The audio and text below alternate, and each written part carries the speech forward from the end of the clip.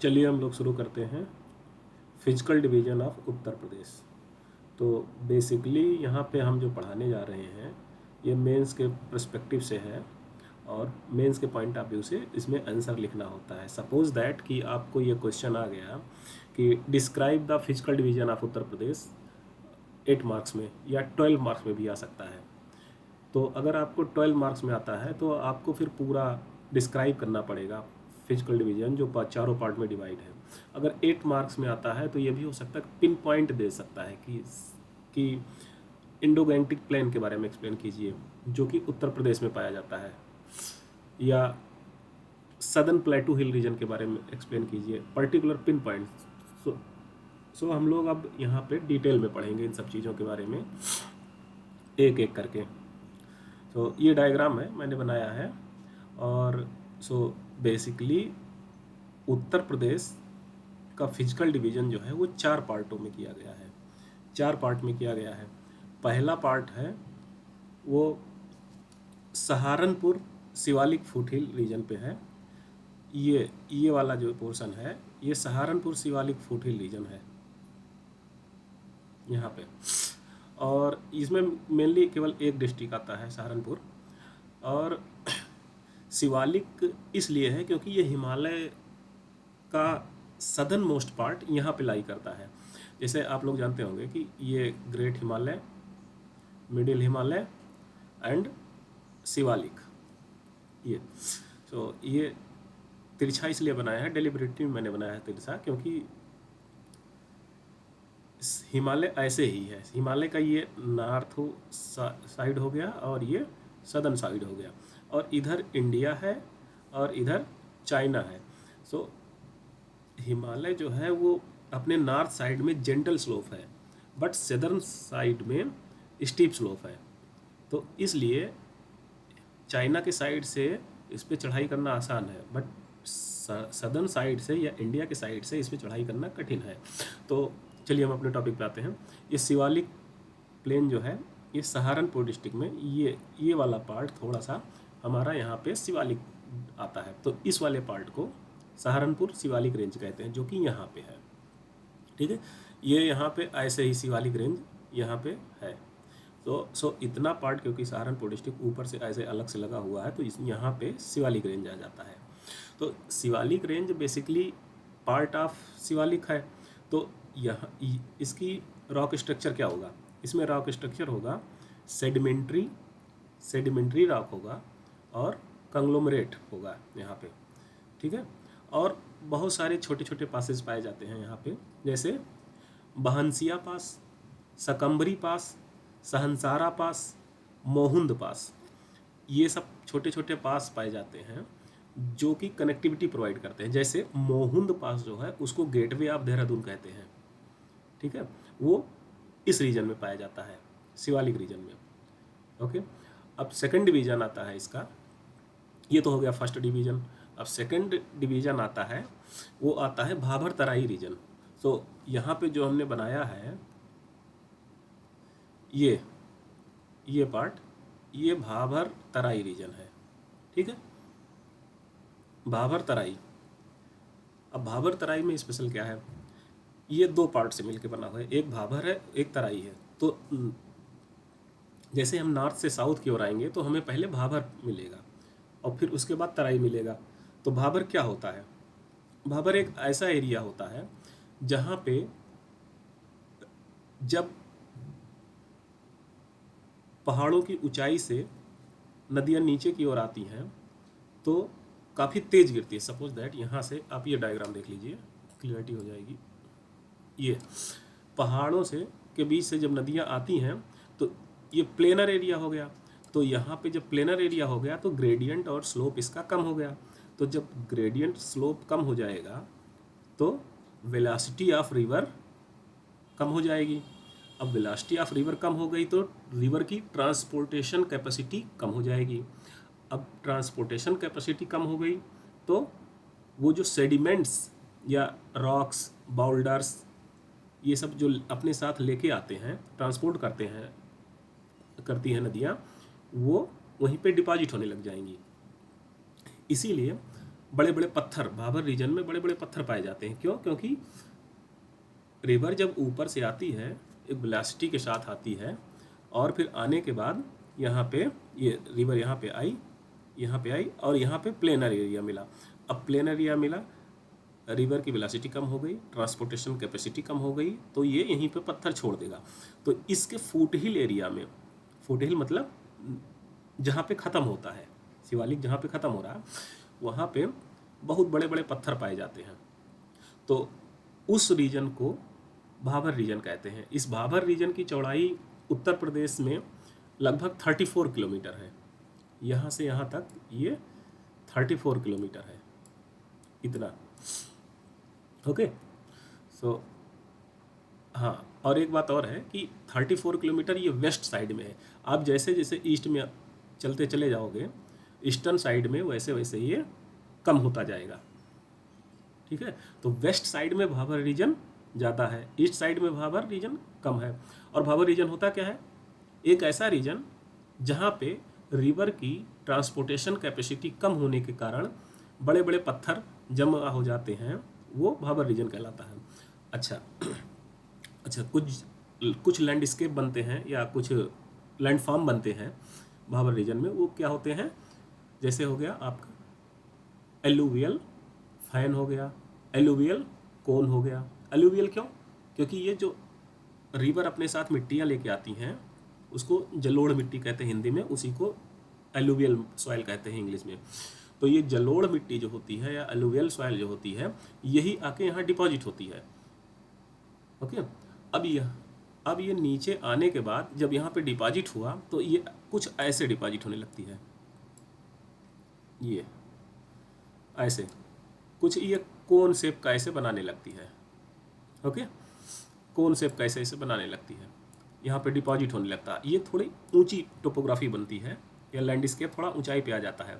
और जब और ज़्यादा डिपॉजिट होने लगता है, तो जो ये इंडिविजुअल एक है, ये लैंड इसके बना हुआ है, इसको कहते हैं एलुवियल कोन। क्या कहेंगे इसको? एलुवियल कोन। ओके, और फिर जब यही और ज़्यादा बड़ा होता जाता है, एक इंडिविजुअल एलुवियल कोन बड़ा हो गया, इधर से ये वाला भी बड़ा हो गया, तो दोनों आपस में मिल जाएंगे, ऐसे इसके साथ भी मिल जाएगा, तो ये पूरा एक स्ट्रक्चर बन जाएगा। तो इसे कहेंगे एलुवियल फैन। तो यहाँ पे अगर आपसे क्वेश्चन ये भी आ सकता है कि भाबर रीजन में कौन से लैंडफॉर्म पाए जाते हैं, तो उसमें आप ये लिख सकते हो एलुवियल फैन, एलुवियल कोन, ये दो पाए जाते हैं। ओके, तो भाबर रीजन समझ में आ गया। अब आगे चलते हैं तराई रीजन। अब तराई रीजन में स्पेशल क्या है? तराई रीजन एक मार्सी वाटर लॉक्ड एरिया है। Okay, marshy water locked means यहाँ पे हमेशा पानी जमा रहता है। वो क्यों होता है? क्योंकि जब भाबर रीजन में नदियाँ आती हैं, रिवर आती है, इंटर करती है, तो भाबर रीजन में बहुत बड़े बड़े पत्थर पाए जाते हैं। इन्हीं पत्थरों के बीच में बड़ी बड़ी नदियाँ गायब हो जाती हैं, अंदर अंडरग्राउंड में चली जाती हैं, पता ही नहीं चलता कहाँ गई।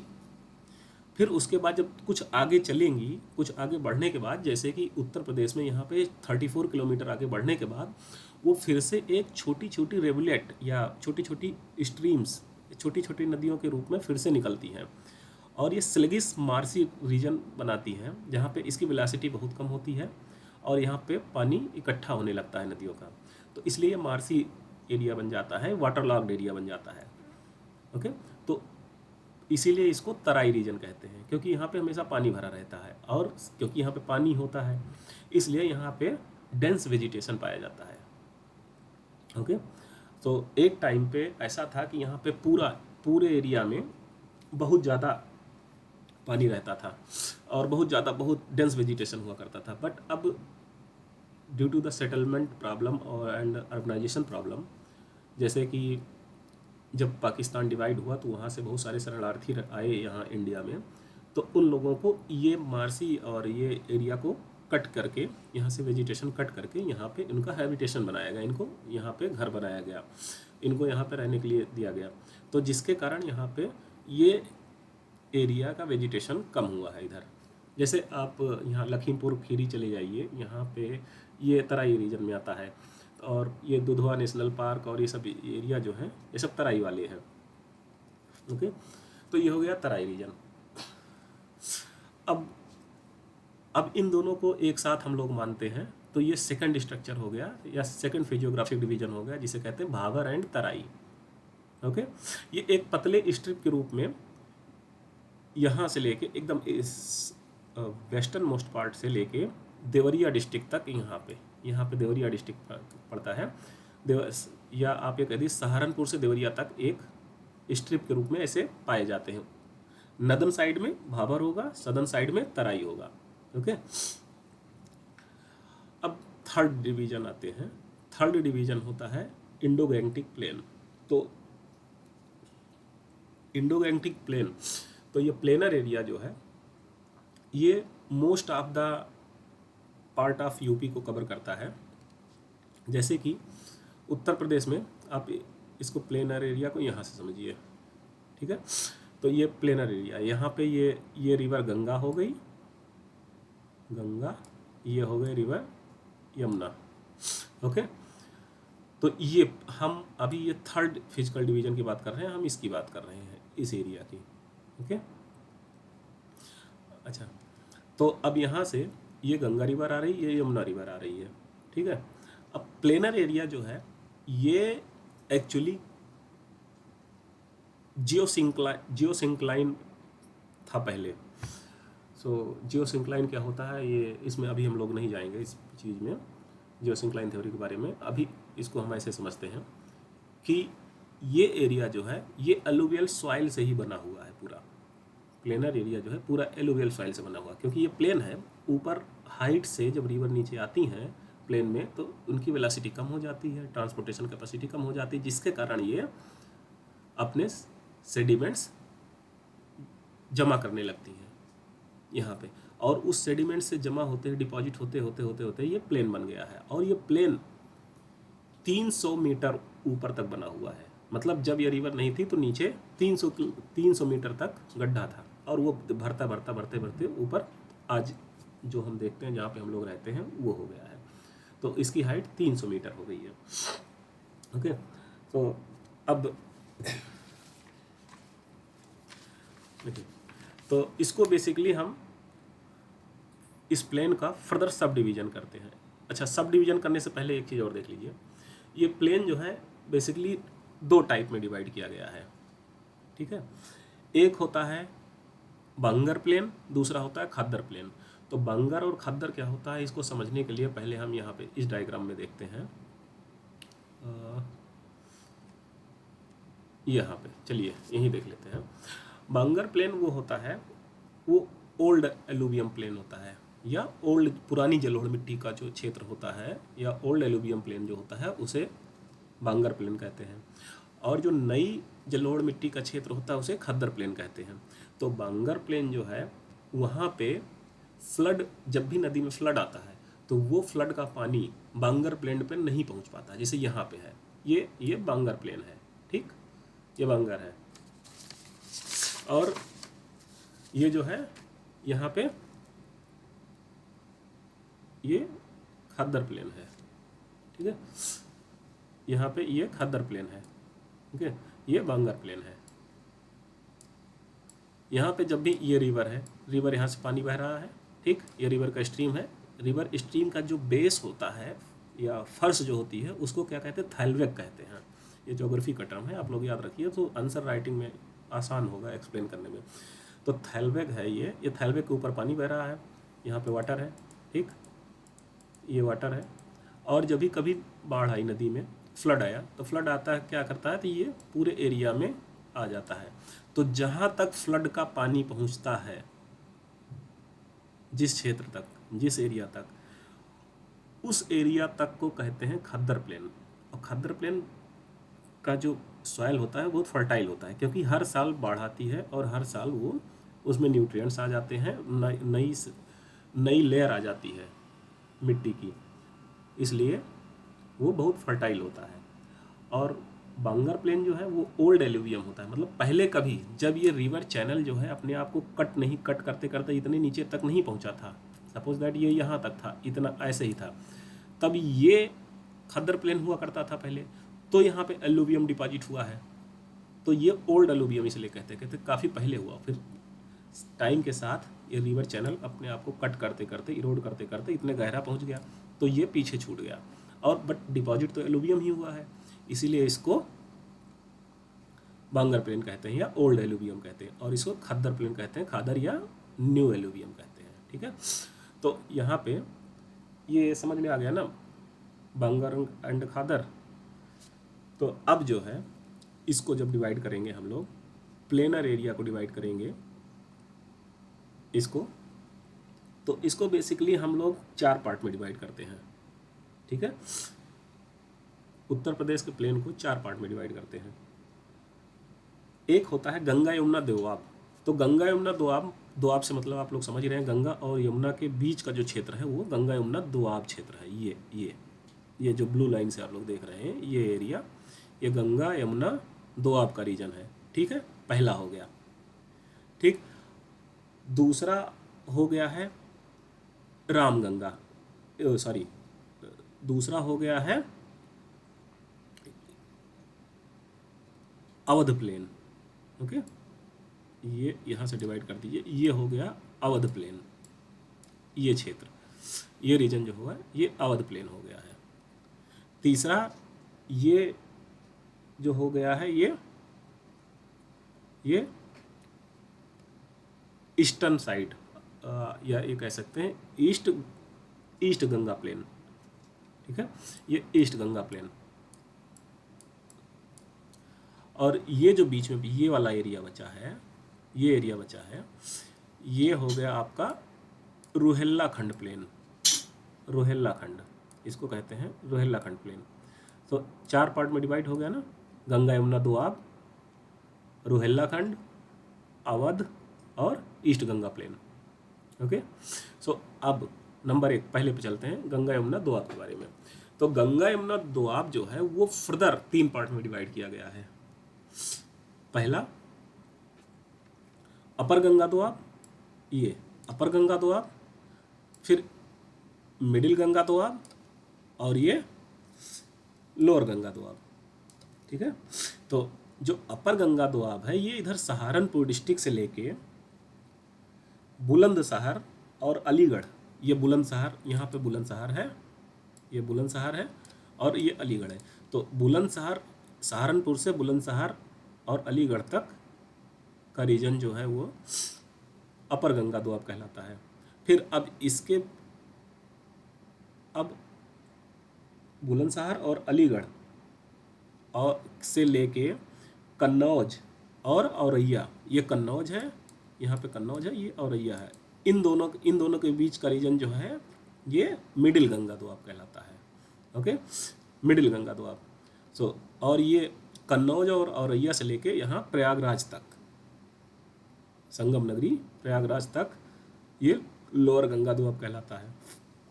सो वैसे हम देखें तो कितने पार्ट में डिवाइड हो गया, 4 3 7 पार्ट में डिवाइड हो जाएगा। बट कभी भी गंगा इंडो गैंगटिक प्लेन के बारे में लिखने को आता है तो हम लोग इसको लिखेंगे 4 पार्ट में। एक गंगा यमुना दोआब, दूसरा रोहिल्लाखंड प्लेन, तीसरा अवध प्लेन, चौथा ईस्ट गंगा प्लेन। अब फिर सब क्लासिफिकेशन हम करेंगे गंगा यमुना दोआब का, उसमें upper Ganga Yamuna Doab, middle Ganga Yamuna Doab, lower Ganga Yamuna Doab. Okay, so इतने पार्ट में डिवाइड किया गया है। और अब रोहिल्लाखंड प्लेन में जो है आप मेंशन कर सकते हो, अगर आपको मतलब कुछ एक्स्ट्रा नंबर चाहिए तो ये डायग्राम तो आप लोग रट लीजिए, 10 बार बनाइए, 10 बार बना के 10 बार प्रैक्टिस कीजिए। और इसमें आप लोग रिवर भी दिखा सकते हो, जैसे यहाँ पे रोहिल्लाखंड प्लेन में यहाँ रामगंगा रिवर आती है, ये रामगंगा रिवर। ठीक है, रामगंगा रिवर रोहिल्लाखंड प्लेन में। और ये अवध प्लेन में कौन सी आएगी, घाघरा और गोमती आप दिखा दीजिए यहाँ पे, घाघरा और गोमती, सरयू कहते हैं, घाघरा और गोमती। और ईस्टर्न गंगा दोआब में कौन सी दिखा सकते हैं, राप्ती वही नदी जो गोरखपुर जिसके किनारे पे बसा है, और घाघरा ईस्टर्न प्लेन में भी आती है। ठीक है, राप्ती और घाघरा यहाँ दिखा सकते हैं। ठीक, अब ये तो हो गया फिजिकल डिवीजन। अब इसके इसकी टोपोग्राफी और इसके शेप के बारे में समझते हैं। तो अच्छा, आप लोग ये सोच के बताइए कि जो ये गंगा रिवर, यमुना रिवर ये जा रही, तो यहीं से क्यों पास होके जा रही है? ये ऐसे जाते जाते ऐसे सीधे क्यों नहीं आ गई? या यहाँ से आते आते ऐसे सीधे ऐसे आ जाना चाहिए था, क्यों नहीं आई? या यहाँ से ये यमुना निकली तो यहाँ से ऐसे आ जाना चाहिए था, बट नहीं गई ना, क्यों? तो इसका कारण ये है कि ये बेसिन शेप टोपोग्राफी जो इसकी है, गैंगटिक प्लेन की टोपोग्राफी बेसिन शेप है। बेसिन मतलब जो होता है ना, बीच में गड्ढा होता है, बीच में गहरा होता है और किनारे किनारे ऊंचा होता है। तो इसमें स्लोप कुछ ऐसा है कि ये ईस्टर्न साइड में, ईस्टर्न साइड का जो स्लोप है वो नॉर्थ ईस्ट से साउथ वेस्ट की ओर है। ठीक है, ये नॉर्थ ईस्ट हो गया, ये साउथ वेस्ट हो गया। ठीक, नॉर्थ ईस्ट से साउथ वेस्ट की ओर हो गया। तो यहाँ पे अगर पानी रखोगे किधर, ऐसे इधर की ओर सरक आएगा। ठीक, और इसका जो है स्लोप जो है मिडिल गंगा प्लेन में का जो है, या वेस्टर्न साइड का जो स्लोप है वो नॉर्थ टू साउथ की ओर है, ऐसे नॉर्थ टू साउथ की ओर। ठीक, तो नॉर्थ टू साउथ है, तो इसलिए यहाँ पे इतने वेस्टर्न पार्ट में rivers north to south flow कर रही है। बट ये सदर्न प्लेटू हिल रीजन जो है, इसका स्लोप जो है ये ऐसे है, मीन्स ऐसे मीन्स साउथ वेस्ट से नॉर्थ ईस्ट की ओर है, साउथ वेस्ट से नॉर्थ ईस्ट। तो ये आप जैसे इसको मैप, कागज़ का मैप बना लीजिए और इसको यहाँ इधर से इधर की ओर फोल्ड कर दीजिए। इतना ये नदन पार्ट या अपर पार्ट जो है इधर की ओर फोल्ड कर दीजिए, और ये वाला पार्ट, ये पार्ट इसको इधर की ओर फोल्ड कर दीजिए। तो बीच में एक बेसिन टाइप बन जाएगी ना। तो उसी में से अगर यहाँ से रिवर आएगी तो इसी से पास होने का रास्ता है, और कहीं तो है नहीं। ठीक, तो इसीलिए ये इसी तरीके से फ्लो करती है। ठीक है, तो ये गैंगटिक प्लेन के बारे में हो गया। ठीक है, अब आगे हम देखेंगे सदर्न प्लेटू हिल रीजन। ओके, सो अच्छा, कुछ और थोड़ा एडिशनल इन्फॉर्मेशन देख लीजिए इससे पहले। एडिशनल इन्फॉर्मेशन जैसे कि आप बंगर और खद्दर के बारे में हम लोग बात कर रहे थे। तो बंगर और खद्दर, इसके बारे में डिफरेंस क्या होता है कि जैसे बंगर प्लेन जो है वो मिडिल प्लेस्टोसीन एज में बना है। ये मिडिल प्लेस्टोसीन क्या होता है, प्लेस्टोसीन के मिड वाला पार्ट जो है, ये प्लेस्टोसीन जो है ये एक जियोलॉजिकल टाइम पीरियड है।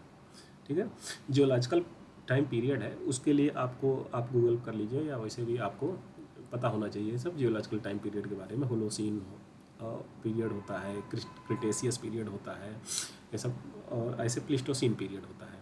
ओके, ये आइस एज आया था उस टाइम पे, तो ये सब चीज़ पता कर लीजिए। तो ये बांगर जो है वो मिडिल प्लेस्टोसीन, अभी का नहीं बना हुआ, ये काफ़ी पहले का बना हुआ है, इसीलिए ओल्ड एलुवियम डिपॉजिट करता है ये। ठीक, फिर उसके बाद जो होता है यहाँ पे ओल्ड एलुवियम वाले प्लेन में, बांगर प्लेन में कंकर और भूर पाए जाते हैं। कंकर और भूर, कंकर बेसिकली क्या होता है, कंकर ये होता है कैल्शियम के डिपॉजिट होते हैं, कैल्शियम कार्बोनेट के डिपॉजिट होते हैं। ओके, तो ये जैसे प्रॉब्लम ये होती है कि जैसे कैल्शियम कार्बोनेट का डिपॉजिट कैसे होता है, ये कैपिलरी एक्शन के थ्रू होता है। जब भी पानी उसमें डालते हैं, पानी नीचे जाता है, कैल्शियम को, फिर उसके बाद जब सूखता है तो कैपिलरी एक्शन के थ्रू कैल्शियम कार्बोनेट बाहर आ जाता है, छोटे छोटे कंकड़ के रूप में डिपॉजिट हो जाते हैं, इसीलिए उसको कंकड़ बोलते हैं। और भूर क्या होता है, भूर जब हवा चलती है वेस्ट टू ईस्ट, तो वो जैसे लू चलती है तो राजस्थान प्लेन से आती है, तो जब वेस्ट से साइड से वेस्टर्न एरिया ड्राई है, उधर से जब लू चलेगी तो यहाँ पे सैंड के छोटे छोटे पार्टिकल्स आ जाते हैं, और छोटे छोटे लम्प्स होते हैं सैंड के, उसको हम कहते हैं भूर। तो ये यहाँ पे पाया जाता है बांगर प्लेन में। बांगर प्लेन मतलब ओल्ड एलुवियम में पाया जाता है, और इसका कलर जो है डार्क कलर में होता है ओल्ड एलुवियम, और ये ह्यूमस रिच होता है।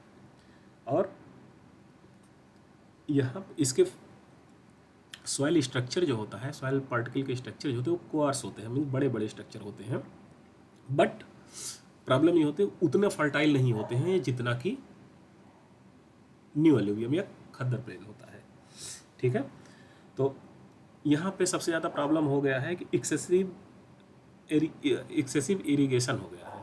यहाँ पे लोग करते हैं, जैसे पंजाब साइड चले जाइए, वहाँ पे ओल्ड एलुवियम का एरिया है, वहाँ पे बहुत ज़्यादा एक्सेसिव इरिगेशन की प्रॉब्लम है, जिसके कारण सैलिनिटी उसकी बढ़ गई है। अब सैलिनिटी बढ़ गई है सॉइल की, तो वो लैंड इनफर्टाइल हो जाएगा।